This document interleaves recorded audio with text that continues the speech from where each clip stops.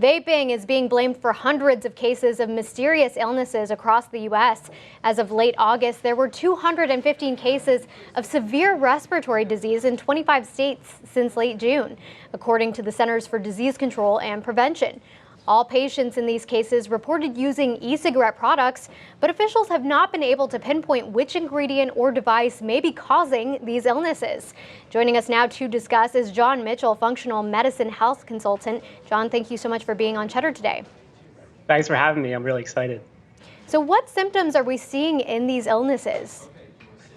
Yeah, so these people, and you nailed it right on the head, 215 cases throughout this summer, all linked to e-cigarette or vaporized use. And the things that they're experiencing are shortness of breath, fatigue, nausea, vomiting. Many of these people have been hospitalized, so we don't know exactly what it is, what component, but there is something in there that is causing these issues. And how much do we know right now about the damage that vaping specifically can cause? Because we know smoking is bad, but when it comes to vaping in particular.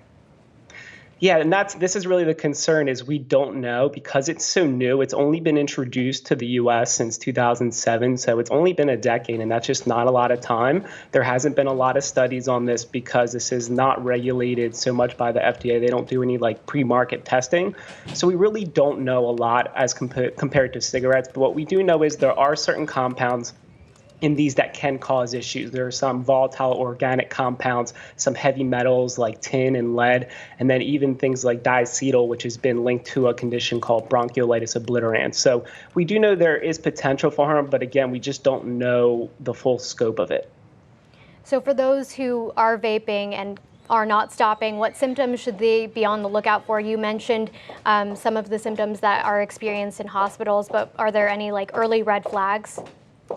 Yeah, the big ones are going to be that shortness of breath and fatigue. So if you start noticing that when you're vaping, that is a big concern. And then even just if you're coughing a lot, really just anything that doesn't feel quite right, it's a cause for concern that you want to be careful with.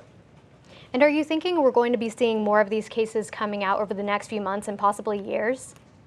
I suspect it's possible, but again, the question is, where is this coming from? Because what we look at right now is it seems like these are tainted products that are coming from the street as opposed to places that have been manufactured and have been tested. So the question is, where is this coming from? And as long as people are getting a lot of this on the street, which a lot of teens and people in their early 20s are doing, yes, I think we are going to see this continue, this trend. Jon Mitchell, thank you so much for joining us on Cheddar and providing that insight. Thank you so much.